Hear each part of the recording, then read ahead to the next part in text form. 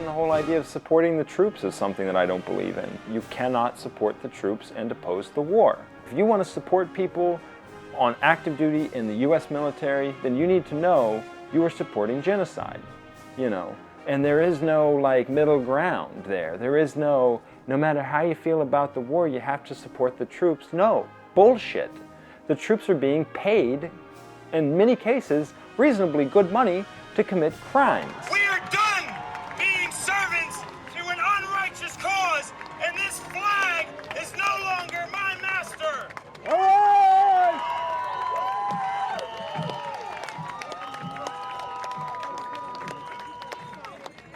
That's what we think of this country!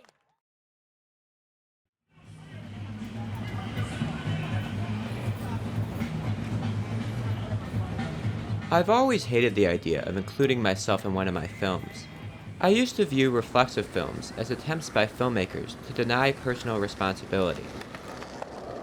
However, I tried to make this film before and got blamed for inaccuracies in the content that I had no control over. As a result, I feel that I have no choice but to enter my own movie. War is murder. War is destruction. I started filming protests during the height of the Iraq War. I filmed as thousands of people took to the streets, truly believing that my films, along with other grassroots efforts, would end the wars in Iraq and Afghanistan. However, before that happened, Barack Obama was elected president. While Obama's talk of bringing a responsible end to the war in Iraq brought an end to the massive anti-war protests of the Bush era, the announcement of an escalation in the war in Afghanistan angered many in the peace movement, myself included. As a result, I decided to film a protest outside West Point, where Obama was making his announcement. We need to be willing to sacrifice to push this message forward, because this government is not taking us seriously. This government is not taking us seriously, and as a veteran of this nation, I will not be ignored. At the protest, I filmed a young veteran named Matthis Chiroux. I knew almost nothing about him, but was moved by how passionate he was. The politics of this situation have become quite personal and are personal. And, while a lot of people might think that the war in Afghanistan is a mistake, I know from experience that it is genocide. And I can't, as a human being, sit and do nothing while that's happening. Yeah. And Matthis didn't sit and do nothing. Less than an hour after that interview took place, he and 5 others were arrested for blocking the gates to West Point. I filmed it all and posted it on YouTube. Almost as soon as I posted the video, a conservative military blog called This Ain't Hell wrote an article attacking Matthis, which quoted from my film. The blog argued that Matthis spent less than a week on a base in Afghanistan and was lying about his military service. In addition to attacking Matthis, some of the posters on the blog attacked me for providing an avenue to convey what they considered to be lies. I initially dismissed these attacks as right-wing propaganda, but after seeing his official military record, with no indication that he had served in Afghanistan, I didn't know what to believe. As a result, I decided to talk to Matthis again.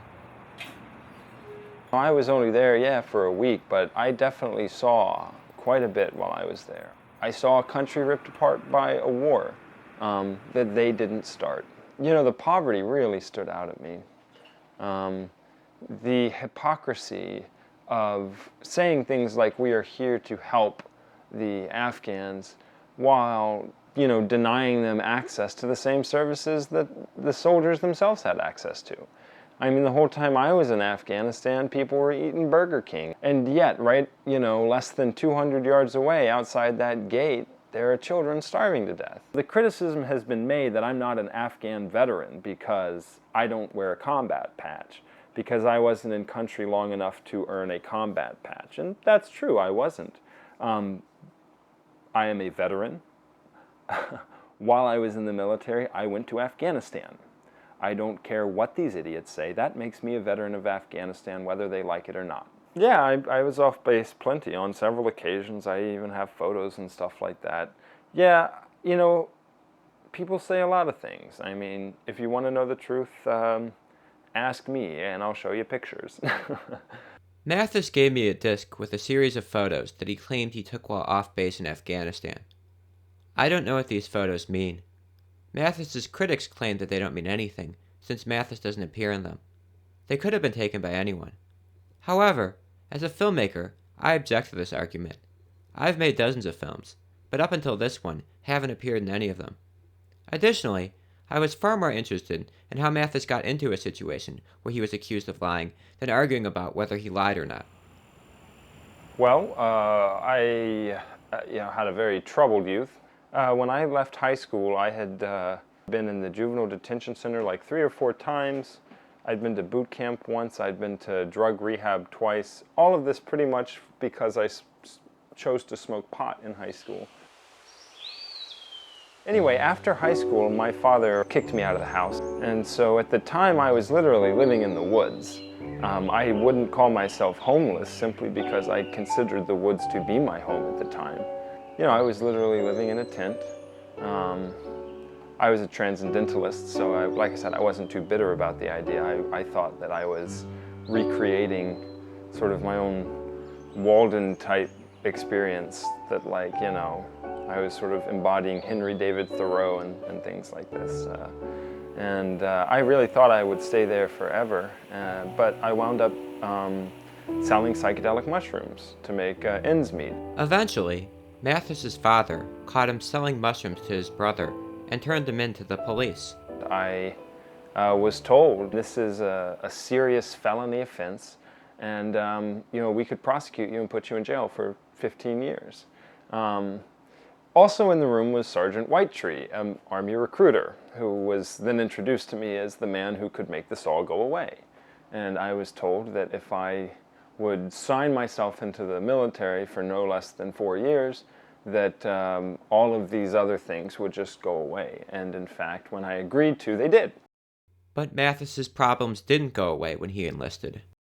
You know, I came to understand the military very rapidly as being an inherently racist and sexist and a very brutal institution. The military taught me how to be a part of a machine and to not morally object as an individual to anything that was a group activity. So, for example, going out on my own and seeking out prostitutes is never something I would have done and isn't something I would do now. However, when presented that in a group setting in the military, and suddenly that personal responsibility melts away and it's just kind of like, you know, oh, whatever. I'm pretty sure when we were doing this, you know, we were frequenting women who had been humanly trafficked. But given the group dynamic of the time, didn't seem to be a problem that, you know, men with guns were giving us rides to sleep with women that, you know, were probably kidnapped at one point. Now engaged to his fiancée, Alexandra, Matthis has come to realize how wrong his actions were. It is not something that I will allow to define me, but it is something I'll always have to live with. You know, and is even something my partner has to live with. Most men aren't man enough to talk about what they do with their penises, outside of bragging, you know. And I'm very ashamed of the things that I've done with my penis. And certainly I would likely never have been in any of these situations had I not been in the military. And Matthis decided that he would no longer be in the military. In 2008, he refused orders to deploy to Iraq. Sergeant Matthis Chiroux served as an Army journalist in Afghanistan, Japan, Europe, and the Philippines, but he's refusing orders to be deployed to Iraq, calling it an illegal war. I went to a hearing in front of a board of 3 officers, and I argued my position, and I said, I think this war is not only, you know, immoral and racist, I think it's unconstitutional. And while they didn't agree with me, I could certainly tell they respected my stance. The board of officers there chose not to give me a dishonorable discharge. They chose to give me a general discharge under honorable conditions, which is why I still go to school using my GI Bill. I'm blown away. This is way better than anything I could have imagined. Last week, Sergeant Matthis Chiroux, a decorated Army reservist who refused to serve in Iraq, was given a general discharge under honorable conditions. even though he demanded the prosecution of President Bush and participated in what he called radical political action. We are done being servants to an unrighteous cause, and this flag is no longer my master. Once he received this honorable discharge, Matthis became more vocal about his radical political views. The day after he was released from the Army, he came out with an article entitled Confessions of a War Resister, recounting his negative experiences in the Army and condemning the entirety of the U.S. Armed Forces. I finally decided this isn't about what the Constitution says, this is about challenging an institution that has historically been on the side of genocide. But saying that the military spreads genocide hurt Mathis's relationship with many of his friends and family. Unfortunately, that has had a very alienating effect.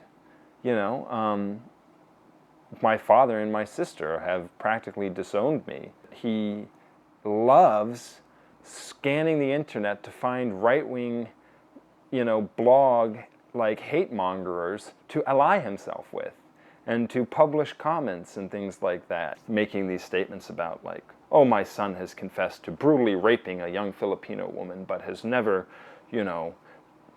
been held to account for it. I mean, that stuff hurts. When it's your family doing it, that stuff hurts. And you know what? Any father who would do those kinds of things to their son or their daughter is pathetic in my mind. But I wouldn't have made another decision. Could I go back and do it again?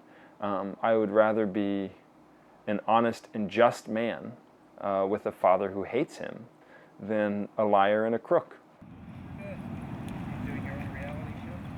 Yet many people still consider Matthis to be a liar and a crook, albeit for very different reasons. In spite of this, Matthis maintains that he witnessed genocide while in the military. This is genocide because the U.S. military is not engaged in a war against another military. The U.S. military is engaged in a war against civilians, and that is textbook genocide, and that's what we're doing, and that's what I experienced in the military. Matthis showed me a series of photos he shot documenting a military training exercise in Germany. They were playing the opposing forces.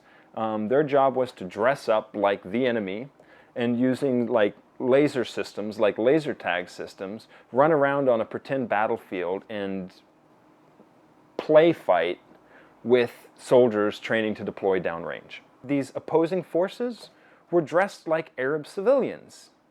The only difference was they had guns. And at the time I looked at this, and I even said to one of the sergeants, I said, considering that 95% of the people, of the men in these countries carry guns, because these are very dangerous places, and certainly not 95% of them are engaged in fighting the United States, you're training your soldiers to shoot at 95% of the men in Iraq and Afghanistan right now. I said, these people are dressed up like civilians, and you're training to shoot at them. I think that largely we are being taught to devalue Arab life and really any life of color. You know, this country definitely puts the eye in genocide. In addition to these training exercises, Matthis was also disturbed by what he saw when he visited a hospital in Afghanistan, as well as by other exercises that taught soldiers to use dead bodies as human shields. Experiencing these situations disturbed Matthis enough so that when Obama announced an escalation in the war in Afghanistan, he was willing to get arrested outside the gates of West Point. I am going to sit in this street and I will not be moved until this occupation is over. However, the police didn't seem to mind the protesters sitting in at the gates. War! Stop this war! Stop this war! Stop this war! Right now! This war! Right now! This war! Right now! This war! Right here! This war! Right now! This war! Right here! After not getting arrested, Matthis and 5 others eventually decided to block an active service road. Gotta get out of the street here. You're gonna get locked up. Well, you might be able to stop a war, but unfortunately, if you choose to stay here, you have to be arrested for disorderly conduct. Do you understand that? I'm going to have to personally refuse, sir. I said I'm going to have to personally refuse. Would you stand up? Am I under arrest? Yes, you are. Well, I'll give you one more opportunity. You're welcome to leave. I'm You not guys were leaving on my conducting own a free will. peaceful demonstration. Stay with the peaceful demonstration. Okay. My government refuses to respond to me through positive means, so this is what we got to do. Sir, why are you arresting this man? Blocking an active roadway. The whole march is blocking an active roadway. Struck by his passion for ending the war in Afghanistan, I was unaware that inside, Matthis was going through a very difficult time in his life when I filmed him getting arrested.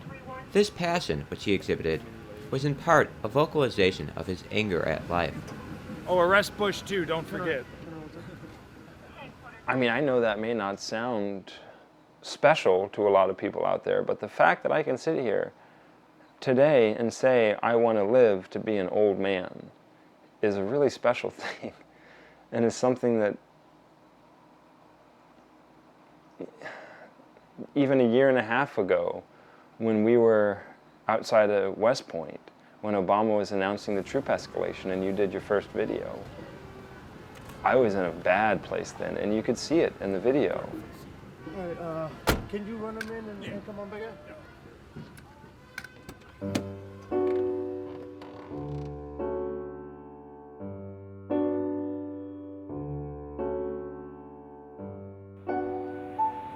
You know, I am moving away from the experience. I do sleep better now than I did when I got out of the military. You know, I don't feel suicidal anymore. That struggle has been key to helping me redefine who I am, and in many ways is going back to my roots. In many ways, I've gone back to holding a lot of the perspectives that I did when I was a kid that summer living in the tent in the woods. You know, about what's important in life, I've gone back to that place. And so the military spent 4 years taking me away from there, and I spent 4 years coming back a little wiser, a little older. And, you know, maybe not exactly sure what I am, but whatever it is, it ain't a soldier.